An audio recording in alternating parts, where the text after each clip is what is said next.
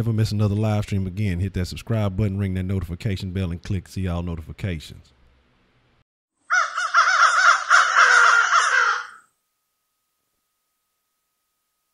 What's the motherfucking deal? I apologize for that. I had that a little bit fucked up. I had to make sure the volume is sounding straight. But again, what's going down, everybody? What's the motherfucking deal? I hope everybody is feeling good, feeling great, feeling fine, and dandy. Welcome to Sauce Sports, H-Town Sports Live, which I guess is the name of the show. I guess I should start saying that more often. And tonight we'll be talking about, H-Town, as you can see. We'll be talking about some Texans. We'll be talking about the Rockets. Should be talking more Stros, but I gotta get on my shit. I can be honest, I have not been paying as much attention as I need be. I haven't been paying attention as some other things. Other shit been going on, but we're gonna be back on it. I told y'all I'm gonna get fully focused on the grind. And that would have started off right if I wouldn't have felt like I was half dead this morning. So I apologize to the Patreon supporters and everybody I told I was gonna start the other show this morning. Yeah, we're gonna talk about the Crow is, the Crow got to pull up.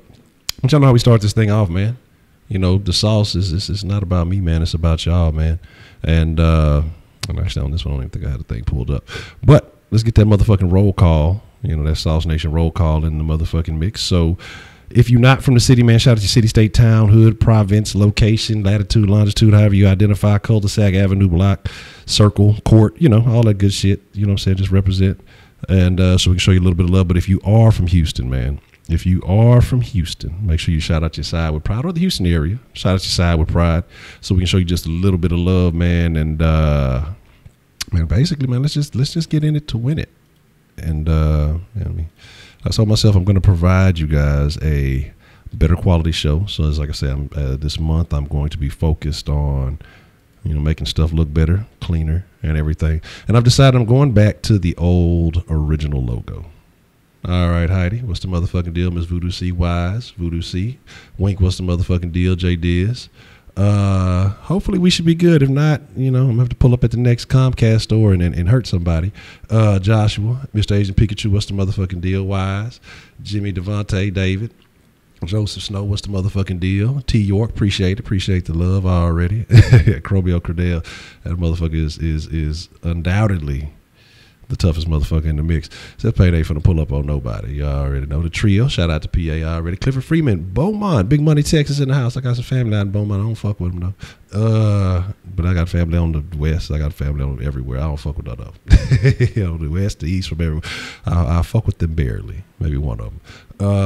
And that's my T Jones. Currently deployed, so shout out to Devontae. Third ward already. T York holding it down. Technically cut and shoot, but hey, it is what it is. The row, y'all already know, death row in the motherfucking house. But man, let's just get into a couple of things. Like I say, so first I want to give you guys an update because I was trying to do it yesterday, but the stream kept fucking up. You know what I'm saying? It kept cutting in and out, and we weren't really able to get a good show together. Thank you to Comcast. King Brandon, what's the motherfucking deal? Shout out to Spring.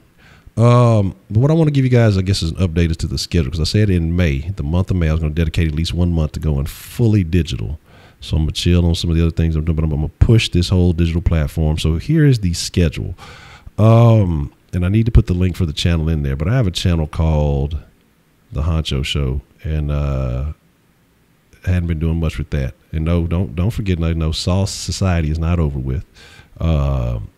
Man thinks is rebuilding a badass brand new rig, so as soon as that's put together, we're definitely going to be back on that. So I know some of you guys are asking about that.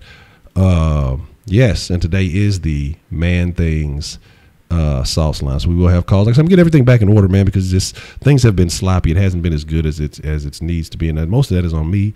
I got to get back to recording videos, not just streaming. Like I said, I got to give you guys the content you deserve, and when me's kind of scheduling everything in order, hopefully that I can provide you that, bring you better sauce each and every motherfucking day, because again, it needs to be served.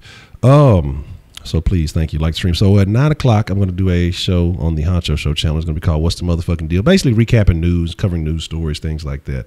And so I'm going to kind of push that to the side. I'm going to fuck with that a little bit, see how that goes.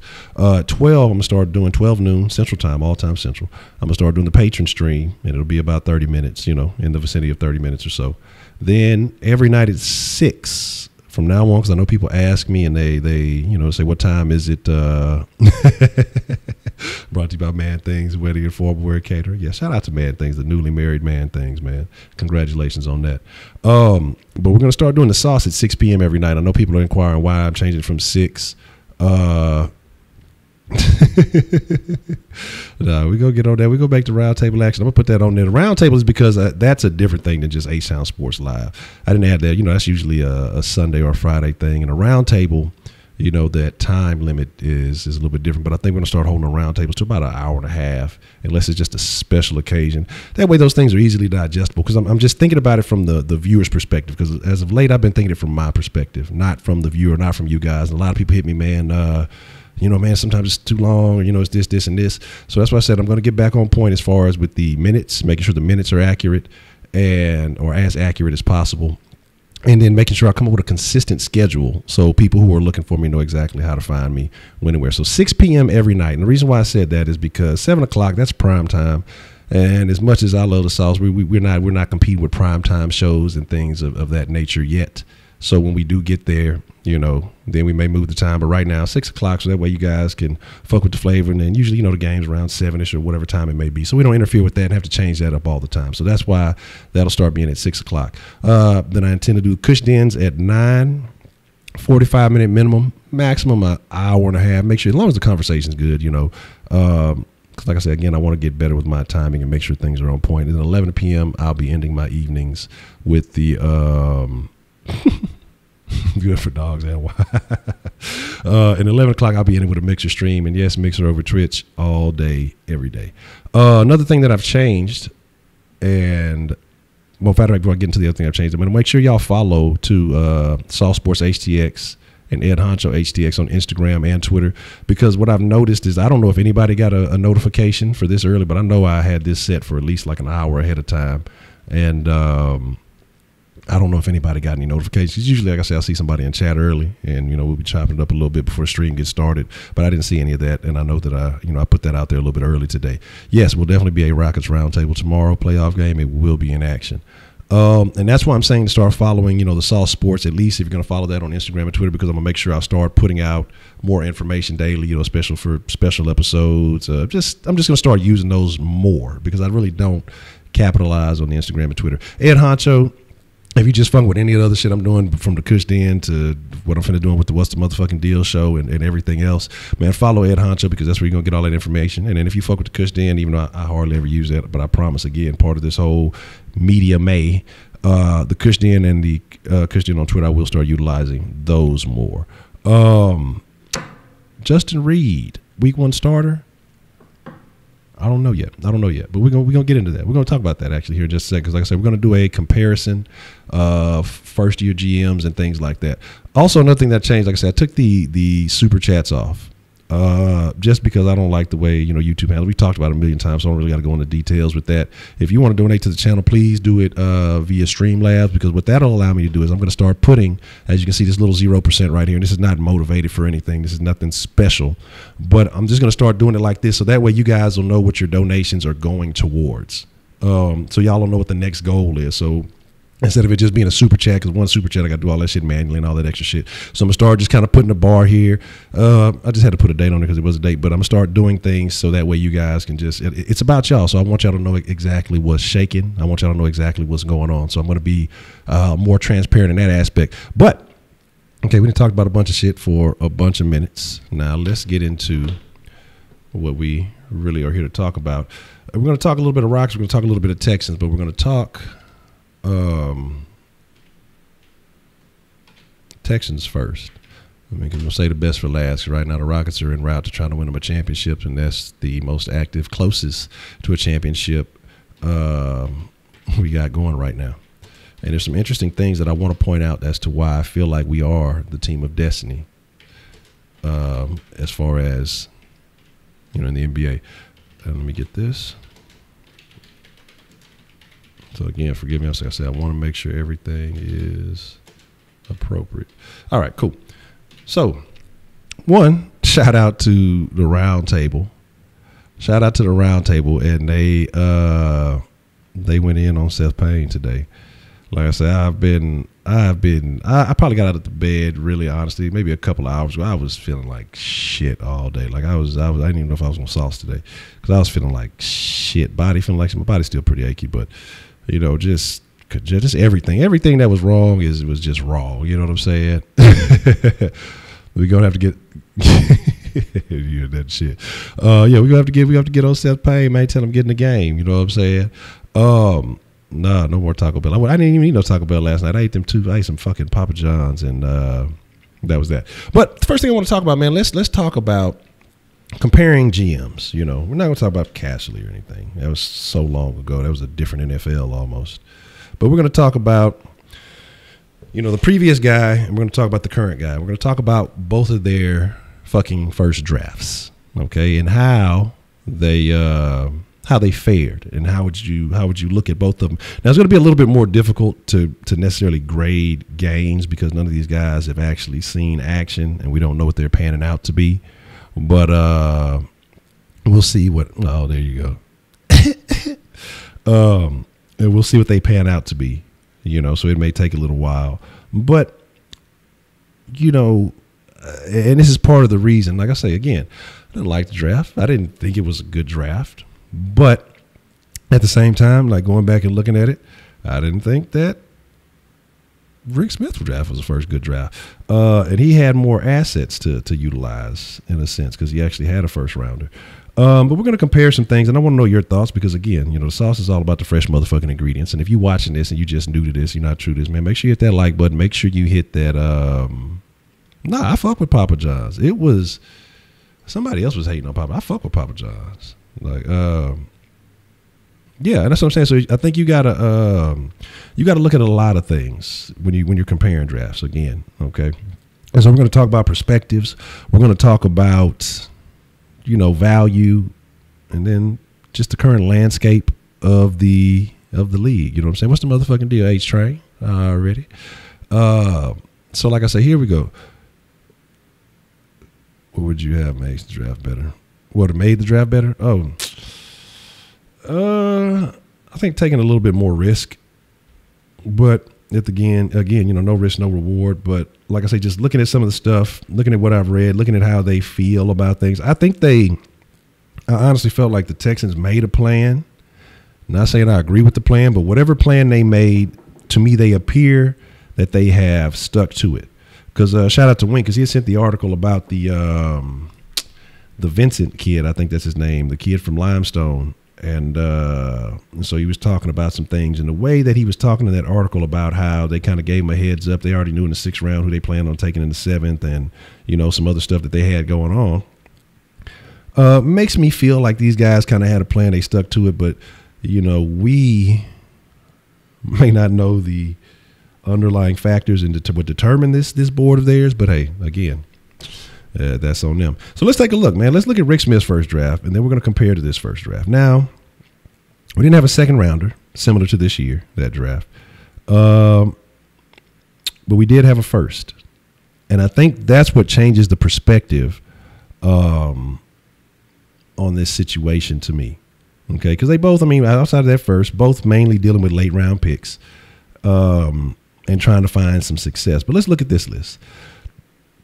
The first and probably the worst of the draft picks, in my opinion, or it might not be, maybe second worst of Rick's tenure as far as first rounders, because he always found solid talent in the first round. Amobi Okoye was the first round pick from Rick's first draft. Now, I'd have to go back and look at what other notable names came out in 2007. Yeah, he didn't have 3/3, but he had a first. And so, but that's what I mean. That's the thing is, at first, would you rather have those 2 extra thirds, or would you rather have that first? You know what I mean? So which would you rather? Because you're going to score, of course, the big names and all that other stuff with earlier rounds. But let's go ahead. Let's go through the list, and then again we'll go through the gains list, and then like I said, we're going to talk about some things. We're going to compare some shit. Amobi Okoye, Jacoby Jones, Fred Bennett, Brandon Harrison, Brendan Fry, Casey Studdard, and Zach Dials. What names? What names stand out to you on that list? And I know the one in particular.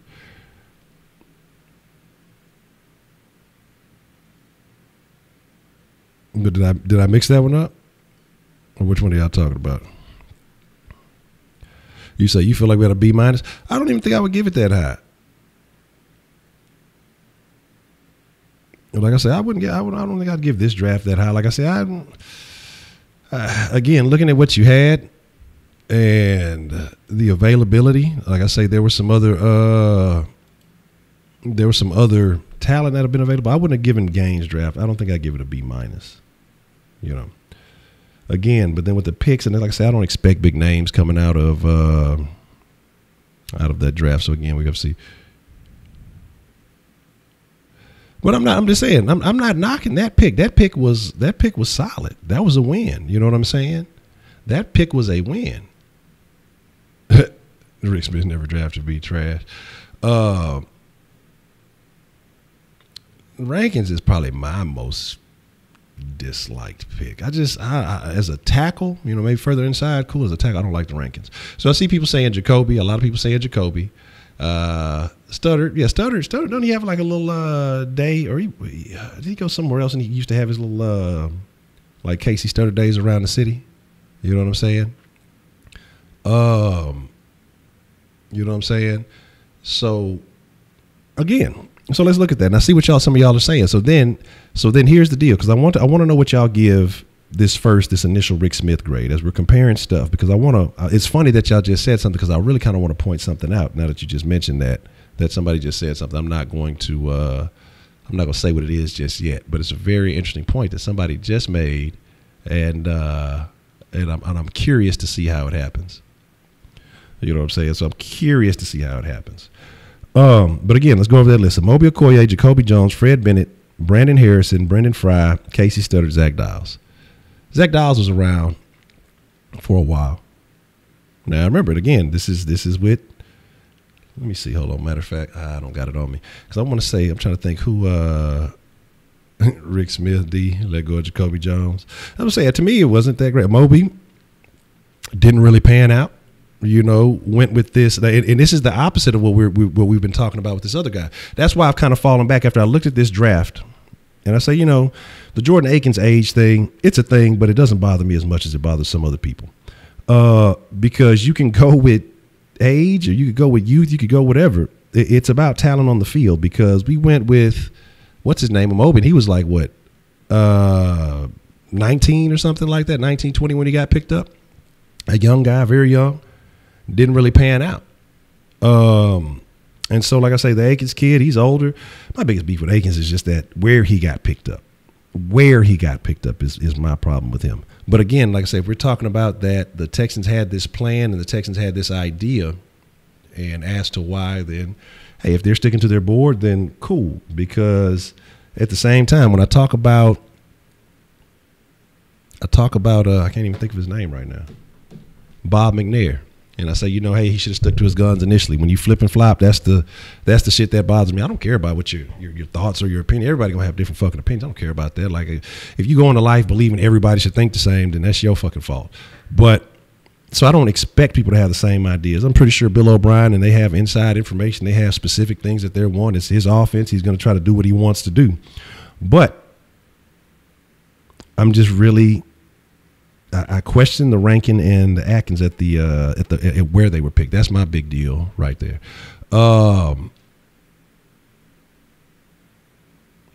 Say Atkins, Peter, Jermaine will be bust. But I mean, shit, at the 7th round, you can't really even worry about that. But let's see. So I see people saying Rick Smith C-. I see a D.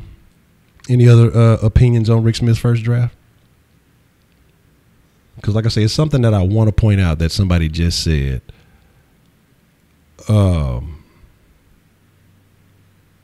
Yes, it's finally somewhat acting right. You see a C plus, James Harden. What would you say? But here's the thing too. Also, now it's different again because hindsight is 20/20. Because we can look at this draft and we can say, okay, well, Jacoby ain't really do shit for us. He showed up here and there, but then he left us after he fucked us over and then went and got him a ring. Stuttered, Dials, and again,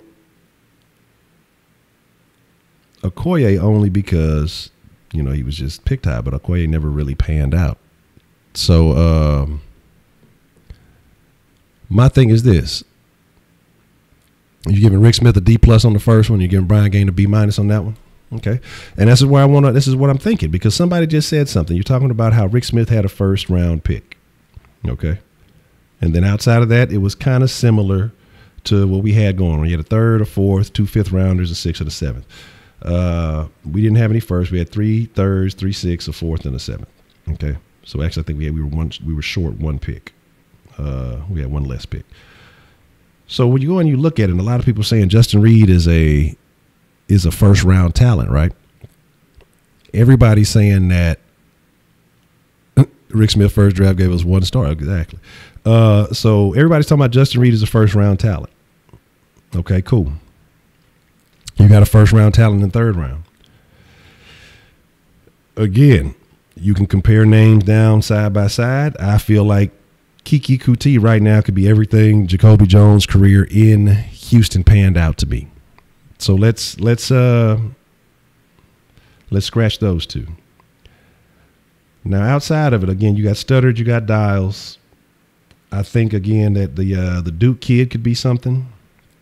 So we'll compare him to Dials when that was a higher round. We're just trying to gauge and see really who ended up having a worse draft as I'm comparing pieces. Peter, the Peter kid, I don't know about. He could be something.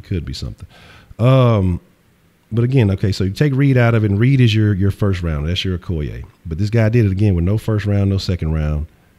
And overall, I'm just looking at the names on this board. And I mean, they're comparable. I don't even say one is that much better if they are any better than the other. But one had more assets initially to work with. And so that's what I'm saying. Like, I think we're doing a lot of overreacting in both ways towards this first draft. A lot of people, I think, are giving it too high of a grade. And then there's a lot of people, I think, are overly negative on it. I mean, you got to put things in perspective. You're starting with a third rounder. And I mean, that's that. That's part of my reason. That's why I say is that I wasn't as livid. I didn't like the picks, but it's not like I'm going to just get outraged, because it's different when you're starting with a first and second round and then you miss on those and then you're in that type of situation. Or, something of that sort. Just overall, for the situation that we were in, I didn't feel like I wasn't expecting to come away with a bunch of make or break players. We got third rounders now. My thing was that I did think we would come up with a name for more value because I figured that we would trade and try to move up early. That's the thing with me. That's where I felt like the actions in this draft put us in a worse off spot than just the actual moves we made. I felt like we could have came off some things and maybe moved up and got some more talented guys. But hey, if they're happy with what they got, it is what it is, man. I can't sit here and say I'm excited. I mean, one player, Justin Reed, I think Coutee might fuck around and do something, but I mean, as far as names on there that I'm excited for, I mean, that's there's really nothing just jumps off the paper at you.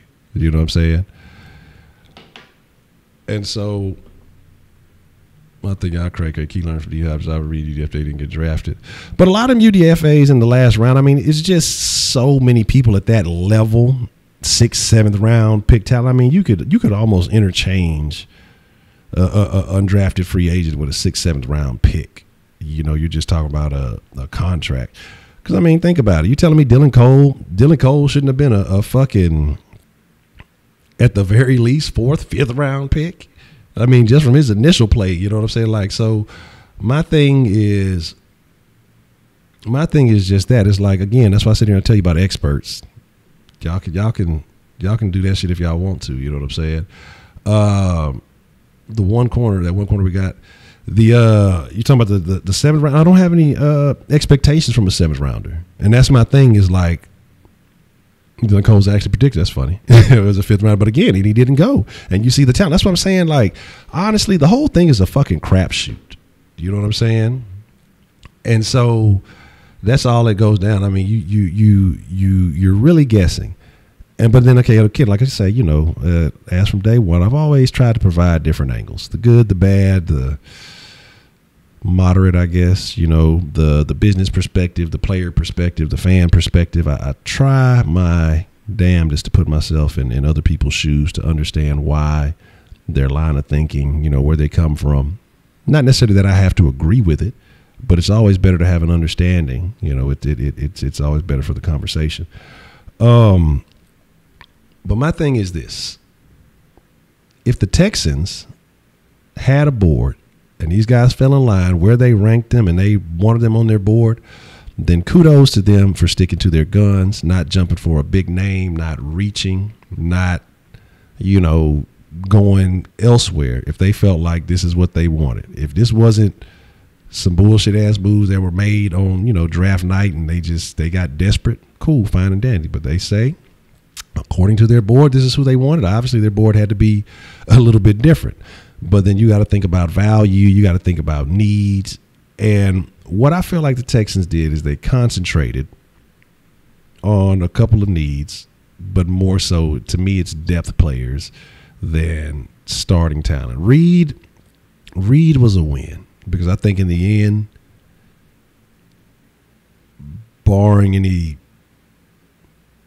off the wall, just political. I'm not even saying from him, just some, you know, all the stupid shit that are going on that has been happening. You know, it is what it is. The scouting department, I'm gonna talk about that too. Actually, I do want to talk about that too. But they got him on some hoe shit on they got him on some hoe shit on Madden. You think Kiki's gonna play? Miller might not make it, y'all. Like, don't be surprised. Like, Braxton Miller, don't be surprised. There's a reason they went and picked up receivers. I mean, shit, even the little dude, like I say, if you read the article, I forgot where it was at. I want to say it might have been not Cage, it was Chronicle. But he was talking about that. Brian Gaine told the little dude from Limestone, basically, he's like, hey, we're not set behind DeAndre and Fuller. We're not, you know, we ain't set. So you may have a I'm going to tell you, I'm going to get on that. That's what I'm going to talk about the scouts and all that stuff right now. But he was talking to Vincent, whatever his name is. But, you know, he basically said that they're not set. And so right now I think it's going to be an open competition. And that's why they're going to that's why they're bringing in some of these names. And I so again, don't be surprised if Miller's no longer with the team. I think Ellington will be okay. You know, they got some other guy with Coates. They got a couple other names in there. It's going to be a competition. I think they're trying to bring in competition at every position and make motherfuckers not feel like, okay, I earned this, or not that I earned this, but just feel like, oh, this is, you know, they take their spots for granted, you know, just because, you know, they were starters last year or whatever it is. You know, you bring out that competition, motherfuckers are fighting to know that you could lose your job at any minute. You never let that complacency set in. I think that that's what you need. You know, if you know somebody's chomping at the bits behind you for your job and that motherfucker has a legitimate opportunity to take it, I think that's what you need. So, talking about, now I don't think that would have been a smart idea to fire the scouts from the get-go, because then that puts you behind the 8-ball. Because here's what it is, you know, and I've seen a bunch of people talking about different things about the scouts. Brian Gaine came in, a couple of months ago. 3 months, something like that. Now, you go and you let go of guys whose basically their full-time job is to find out, you know, or to find the talent that your team needs. But then what happens if you go and you fire these guys, you're coming in and you're trying to establish a new regime, you gotta, you're going to have to, one, find people to replace all these other jobs. And then two, get them on track to as to what you want. My thing with that is, and again, you saw we brought in a guy from the Patriots and something, what was it, a Cardinals guy or something like that? I forgot what other guy came in. So my thing is this, is that, again, he could have been waiting on some bodies to become available. Maybe there were specific guys that he was looking for. And again, y'all know I hate the whole Patriots South shit. Y'all know I can't stand that shit. But the thing is, I don't want old Patriots coaches. Coaches, I don't want old Patriots players. Or old Patriots players who become old Patriots coaches. But the thing is, let's get that right. The thing is, I don't mind Patriots scouting, because who other than the Patriots, they go out and find these unknowns and they turn them into something. Now, that part of that is coaching. A big part of that is coaching and finding guys who can do what you want them to do. But the Patriots somehow, some way, find a way to go out and, again, find these unknowns and turn them into somebodies. And so I'm not as opposed to bringing in a Patriots scout as the rest of the shit. You know what I'm saying? You say you can't give a draft grade until after year 3. I can see that. But again, that's what I say. Again, we can look at Rick Smith's shit in hindsight. This one here, it's all purely speculation. We can say this and we can say that. But then again, there's a lot of guys who were unknowns on their own fucking teams, and they something clicks and they become something. They find a way to get into the league. Talk about all the undrafteds who came in and made it in the league. Yeah, he definitely wanted to. I know he said that they were looking for some guys from the Parcells Belichick tree. But again, let's see, Edelman overrated. Akins messing around and start. I don't know about Akins messing around and starting, but no, you're not lying though. He could go in there because you got two guys. He looks to be about the same height. He looks to be a little bit more solid than Anderson. But I like Anderson because Anderson makes the catches. I don't think Akins' hands are as solid as him, but I would think that Akins would have the ability to track balls well, considering that he was a former baseball player. I think somebody said he played center field. So we'll see what happens, man. We'll see what happens with that. Akins over Delaney, I don't know about that, man. So that's what I mean. I think that he'll. I don't think he's going to be as bad as we're looking. But the reason I think the most of the backlash came over him is just where he was picked at, with the pick that was used on him. But again, I can't disagree with it because even though I don't like Rakins, I don't like the Akins pick, they're smart picks. And why they're smart picks, in my opinion, is if you're a coaching staff. Okay, I'm a coaching staff, and I got to find some guys to bring into this team. So I could go and base my judgment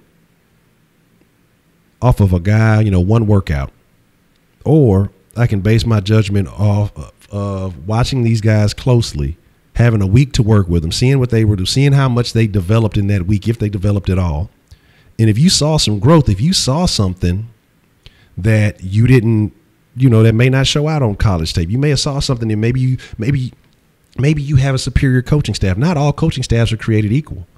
The thing is, some teams may be able to take these guys and transform them into top tier talents. They may be able to see those things. They may have that right position coach that works with them. We talked about Vrabel, and he turned guys into, I don't know if he necessarily turned them in, but he had a talented. He made the guys at his position very talented. They were good. They were all damn good.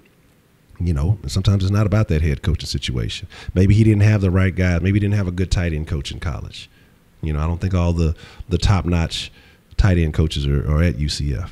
So maybe in that little bit of time that they got to work with him, actually get him with a professional and say, hey, try this, do a little bit of this. Maybe they saw some things. Maybe we're ranking the same thing. Maybe they saw some things that everybody else didn't get to see because all they had was tape. They didn't get, you get college tape, you're watching game film. You can go to a Pro Bowl, Pro Day, whatever I mean. But when you have the actual opportunity to practice with someone and, you know, kind of implement what it is you want from them, and if you can see that they can take to it, as opposed to taking a wild guess on somebody and saying, all right, well, this kid is talented. What we're looking for is a little bit different than the skill set that he brings. But we got this guy over here that he may not be as much of a physical specimen, but we know that he can do exactly what it is that we want from him. So what gamble do you take? Do you take a gamble on a guy who's a physical specimen, but you're not quite sure of him? Or do you take the flyer on the guy that you are absolutely positively for sure about? That's my question. That's the thing I'm curious about there. So I don't fault them on those picks. I don't like the picks. Again, like I say, I can give positives and still not like the picks. You know what I mean? Again, that's why I say it's all about perspective. The sauce is about, again, different ingredients, different thoughts, different perspective. Everybody's not going to agree. I'm going to talk about the Texans for a minute, though. I want to jump over here to the Rockets real quick. Okay. I want to talk about something else before I get to talk about the Rockets. I know a lot of y'all fuck with Bleacher Report, right? Like that shouldn't even be a question. I know a bunch of people fuck with Bleacher Report, get information from Bleacher Report, yada yada. Let me drop y'all some sauce here. So they were pushing like this fake movie. I don't know if it's a fake movie idea. You never know nowadays. They might get a bunch of hype behind it and really try to release it. They're talking about a movie called She Got Game.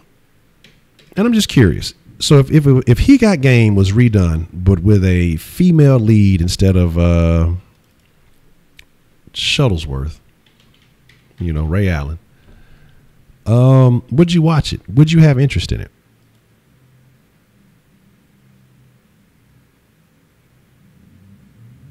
And I'm just curious. Yeah, I mean, I'm curious as if, and that's the kind of, yeah, that's what I'm saying. I'm just looking at. I think that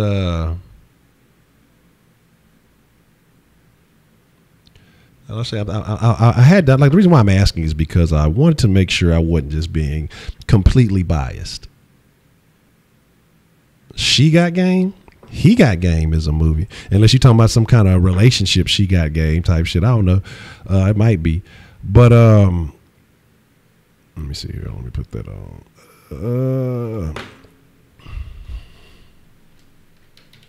But let me spell that right. But the reason why I'm asking is because let's just be honest, man. Like, 'cause what they did in the little clip or whatever they were trying to make of it. They were showing it basically like, you know, when the top-notch high school players, especially when motherfuckers could come out of, you could go straight to the NBA. Let's just be 100%. I'm not saying it's fair. I'm not saying anything, but let's be realistic. Nobody pays that much attention to women's sports, and so that's why I mean, I know we want to push this equality stuff, but let's also be realistic. Women's sports don't make any money. Probably women's college basketball probably makes more than the fucking WNBA, and that's just being like 100. That's not even that's not a joke. Like that's probably facts, because I guarantee you, how many WNBA teams are there? I don't even know, but however many WNBA teams there are, if you take that number and match the top, whatever, let's say 20 fucking collegiate programs, I'm gonna say that the women's collegiate programs, all the top 20 teams, probably make more money than the WNBA. So for people to get that hype, no one is really that concerned about a number one female basketball prospect. Now, if they did some shit where maybe they tried to cross over into a men's program or something and then try to work that out, but it just wouldn't, you know. But again, it's one of those feel good things. And I just wanted to ask y'all's opinion, because I didn't know if I was just being sexist.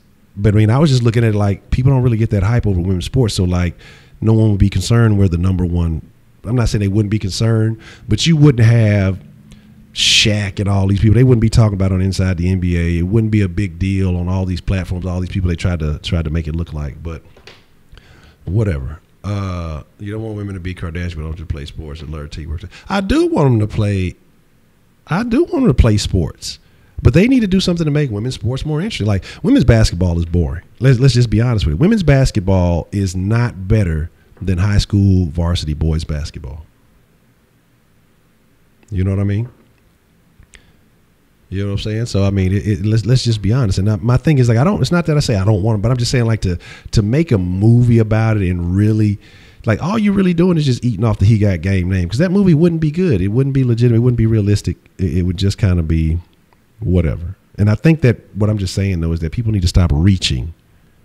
People need to stop reaching for it. LFL. I love the LFL, and the LFL is coming to Houston in 2020. And I plan by 2020 that Saw Sports will be a legitimate. Well, we're already a legitimate sports organization, but to the point where we will be granting interviews, and I will be at every LFL game granting exclusive interviews. If they don't let me in the locker room, I'm suing everybody. Because if women are allowed in the men's locker room after games, I should be allowed in the locker room after LFL games. I'm simply a sports reporter trying to get the information and get the knowledge. Yeah, I see that boy H Trey. I was looking at the PUBG on the thing you sent me. And if I'm not allowed in the LFL locker rooms, I'm suing everybody, any and everybody. Like, I'm not joking. And like I said, I'm gonna make sure we got all the credentials we need, everything that needs to be done to be considered a legitimate sports organization. And if I'm not allowed those locker rooms, we gonna have some problems. I can't lie, the LFL women, that's I love that, because one, not only do they look great, they be out there playing. Ain't no bullshit. LFL ain't no bullshit, dog. Like, them hoes be out there playing hard, dog. Like, them hoes play no games. Them motherfuckers be talking shit. Y'all some PUBG haters, bro. Boys be hating on PUBG because they ain't good at PUBG, man. You know what I'm saying? Man, I ain't tripping on no titties. Look, I'm trying to have me a roster. Look, I'm finna say, look, after y'all's LFL career is over, we gonna sign y'all to some sauce. Or at least start a strip club. If they have a strip club for ex-Dallas Cowboys cheerleaders, I can start a strip club for ex-LFL players, because they look way better than football cheerleaders. Anyway. But see, here's the difference, though. Worldwide PUBG about 200 million. Well, see, well, there you go, right there. That shows you what it is. But here's the deal. Okay, let's talk about these Rockets, and I'm gonna overlap my own first time. But let's talk about these Rockets, man, and why I feel like they are the team of destiny. There's a couple of things that we have to point out with the Houston Rockets and the things that are going on this year. Do you guys know when the last time two MVPs were in the same city? Can anybody give me the answer and who those two MVPs were and when? You know what I'm saying? So if y'all you watched my video earlier, if you haven't, is it what rookie do you think will start this year? I would definitely check that out. I would check that out. Exactly. Heidi Bagwell and Akeem, Houston B already. LeBron robot. No. Bagwell and Akeem, City of Houston, 1994, man. Right now, we're talking about MVPs. We're talking about same city. We're talking about getting this shit done. It's happening again in Houston. We know what happened with the Rockets. You know, we know what happened, and the only times the Rockets have ever beaten the Jazz in a playoff series. Now we're just getting started with this. Let's not count it out. Let's not act like we're all the way home. We still got game 2 tomorrow, and we got to go to Utah, and it might be a little tough place to play. Those Mormons, they're ruthless. That's something we have to take into account, man. I know a lot of people are very heavily superstitious on. Matter of fact, let me put that up there. Are very heavily superstitious on sports and things of that caliber for some reason. I don't believe in superstition. I believe in you do what you're supposed to do. Fuck it. Science over the superstitions. But sometimes, even when I ages ago, when I played a little ball, shit, no matter what, even if you go into the park, no matter what, everybody has the little rituals that, they have before a game. And, when they're playing, or little habits and stuff, that they, there we go. Team of Destiny, not Destiny, the video game, but, no sauce for winning trivia. You know what? As a matter of fact, I got you. You shall get sauce. I shall grant you. Who won the Rising Phoenix won the raffle already? And I will shoot you some sauce. Kleindienst. But the thing is, it's a lot of small factors, a lot of things taking place that if you're not looking at the logic behind the game, if you are one of those superstitious, if you are one of those, supernatural. My boy Roscoe had too, because I started watching that Supernatural show. It ain't all the way bad. It's just so here I'll give you some quiz love. You get less sauce with the new name. It should be connected to your. It still should be connected to the Robert G. I like that name. No, the H Train, Texas. Okay. Oh, well, shit, you already beat me to it, Brandon. She didn't got hooked up. But again, man, it's a lot of small factors that go into the possibility of the Rockets winning. Now, we're still talking about, or you still got everybody talking about the Warriors doing this and doing that, and, it's going to be a challenge. But let's be honest, it's going to be the best fucking series of the entire playoffs. So all the rest of this shit is trash.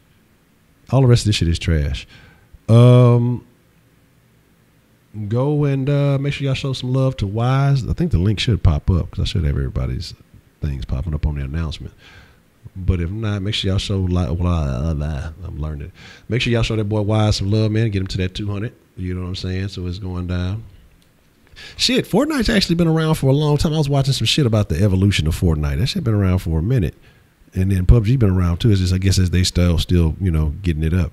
But what's the motherfucking deal, Solar Pimp C? What's going down? But yeah, let's get that boy Wise to 2K. I mean, not 2K, 200. But let's give it 2K too. But let's get him to 200. That first stop, 200. And let's make that shit shake. So we'll probably do a round table. It'll probably be Sunday. Unless some major news pops up, we'll probably do the next one on Sunday. Fortnite is for intellectuals. Fortnite is for unrealistic people. But again, talk about the motherfucker. I see y'all start talking Rockets, y'all start getting me off base and behind schedule. I can't fuck with y'all. But again, like I say, so I just feel like the Rockets, man, they have something to prove. Of course, we don't play again until tomorrow night. And if we sweep the Jazz, which, again, I don't want to jump the gun, but from what I saw in game one, and depending on what we see in game two, as long as the Rockets are playing decent, and again, you can't expect James to be shooting 70% and shit like that, or if motherfucking Rockets shooting 70% from behind three and all those other good things. But if as long as the Rockets play their brand of basketball, without Rubio especially, they're going to have Gobert working overtime, and he's not going to be able to hang. The Jazz can't play the type of basketball they like, especially having Gobert favors on the floor at the same time. That's almost impossible for them to pull off. So, again, it's a different team whenever we play the Jazz, because we've beaten the Jazz handily several times this year. And so I'm not necessarily worried about it. But, again, I'm not counting them out, because I said that it's a possibility of them winning 2 games. So I'm not counting them out. Like, I'm not just saying, I'm going for 2 games to a sweep. But I think if we beat them again handily, that their egos will be a little bit tarnished, because they were riding high from the OKC victory. Again, we'll have to see too, because it's not like less than 48 hours later we're playing again in a whole new series. They're going to have a couple of days to rest. They're going to have a couple of days to look at film and see what was working and what wasn't working. So, like I said, we'll have to see what adjustments the Rockets make this game, and then I'll be able to go from there if I feel like it's going to be a sweep or not. But the Rockets will win this series. So that I'm on the brown table. You're a racist. You're a racist, man. Fucking South Park. But again. Say Rockets beat Warriors at 7 already. Too deep. That's the thing. That's what I'm saying, man. You don't feel like we're sweeping the Jazz? We were at the brown table. Instead of paying Chef, it would definitely go down. Spanish on the brown table. The brown table, round table. I forgot what brown was in Spanish. I'm going to call it. But it's got to be like the real Hispanics. It can't be all like, slightly Caucasoid Hispanics, and then it don't look right. Then people just think it's a bunch of white people speaking Spanish. We got to get like some of those real like in the jungle, brown type Hispanics. You know what I'm saying? The ones who look like they moreno. See. There you go. What you got shaking wise? You say Rockets beating Warriors in 7. Capella free agent this year, but he gonna sign. He ain't, trust me. The way Capella talking, the way Moore and them talking, they ain't even tripping. They not tripping. Capella will be resigned. I ain't even got to mark my words on none of that shit and all those other good things. But yeah, we got him, so we ain't even worried about it. Yeah, he gonna be paid. So he gonna be paid. Rockets beat the Warriors in 1 game. Bronce. Let me see what y'all talking about here. Oh, in the Hangouts. Oh, okay. I have to check it. I have to go back and I'll check it out just a second. I got you. That's a BET. The Afro Hispanics, the one they trying to hide. Yeah, I heard they be doing some whole ass shit down there in Mexico, making niggas sing the national anthem and shit. So I say we be tripping up there, but shit, they be going to be whole ass shit everywhere. So like I say, but yeah, we ain't even tripping that.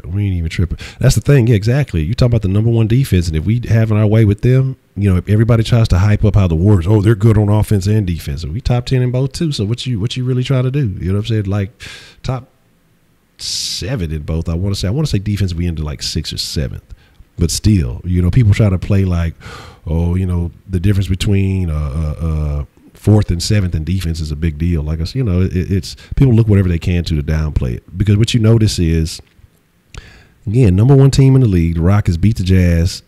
You don't hear shit about it. All you hearing about is how good was LeBron in a closeout first round series, or how was this, and everything else. You never hear anything about the Rockets. Still best team in the fucking league, breaking records, doing what they got to do. And so it is what it is. But again, like I said, we'll figure it out. We'll make it shake. But with that being said, man, I'm going to holler at y'all. But one time before I get out of here, for everybody who came in late, I'm going to give y'all another rundown of the schedule for how things are going to start going with the sauce and your boy Honcho from here on out. Again, let me pull up the link to that channel, because let me make sure I got it. Because like I said, I have one called The Honcho Show where I want to start talking news and shit. But that's going to be the What's the Motherfucking Deal show. So every day at 9, I'm going to start talking What's the Motherfucking Deal, which is basically recapping news and things that are going on from the day before and what's currently going on. 12 o'clock will be the first of the sports. I will be starting the Patreon-only stream. It'll be a 30-minute stream for everybody who is a Patreon supporter. Give y'all some special love because I appreciate it. Just because y'all go above and beyond the Call of Duty and pledge monthly, and I appreciate that support. So every day at 12 p.m. will be the Patreon only stream. 6 p.m. this show, H-Town Sports Live. Every night will be at 6 p.m. now instead of 7:30, trying to push it back later. But I keep it at 6. That way I know y'all be a bunch of TV watchers and all that shit, so I don't interfere with your prime time scheduling until the sauce gets prime enough to take over prime time. I won't interfere with your prime time scheduling. 9 p.m. daily, we'll start trying to do the Kush Den. Again, it depends on if there's a post-game show for sports or whatever it may be, but we're shooting at 9 p.m. daily for Kush Dens, and then 11, mainly 11, depending on what time we get out of the Kush Den, we'll be fucking with the mixer. If you want to stay updated, make sure you follow Sauce Sports HTX on Instagram and Twitter. If you want to stay up to date on all the other shit I got going on, fuck with Ed Honcho HTX on Instagram and Twitter, same name. But if you fuck with the Kush Den, it's _Kush Den on Instagram, and it's @in the Kush Den on Twitter. Make sure you fuck with those. I'm gonna start utilizing all these social medias and the platforms more often. Like I say, this is media may gotta make a play. So with that being said, of course, y'all are the freshest motherfucking ingredients, and there's no doubt in that. But I'm going to get up out of here, get some things in order, and I'll catch y'all a little bit later on the flip side in the Kush Den. So with that being said, I'm going to chunk up the deuce. Shout out to everybody who came through. I appreciate each and every one of y'all for coming through, showing some love. And I'll keep the bank open a little bit after the stream, because I know some of y'all like to continue playing with the sauce when the stream is over with. So when the stream is dead, you can still flip your sauce for a little while. Okay, but with that being said, I'm chugging up the deuce. Sauce Nation, y'all be cool like y'all be cool. I appreciate y'all for fucking with your boy. And Honcho, y'all stay saucy, be cool like y'all be cool. I'm out.